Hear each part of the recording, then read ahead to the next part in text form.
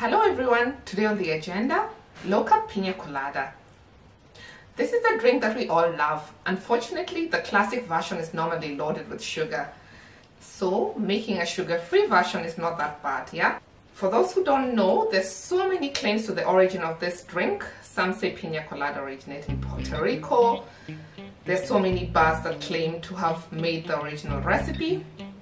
I like to believe it originated in Puerto Rico, and thank you for that, Puerto Rico. First, we're going to be using canned coconut milk.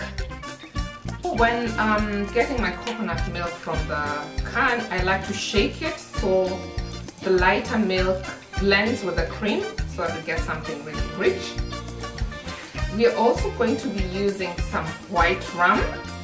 I will say do not use the darker versions, use white rum as it is definitely low carb and keto.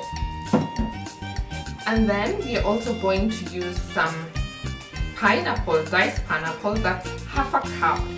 So I know most of you are going, no, fruit, keto, don't worry. This is only half a cup for the whole recipe, and I find like using the original fruit really works to bring the flavor as close as possible to the classic version.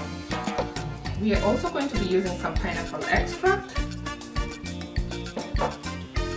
and I am using for this recipe powdered monk fruit sweetener. You can also use other low carb sweeteners. Just make sure to have it powdered or to buy powdered sweeteners so you don't end up having a grainy pina colada. Some ice cubes, this is totally optional, and I have some toasted coconut, this is also optional. You can also cut a slice of pineapple to decorate, whatever makes you fancy.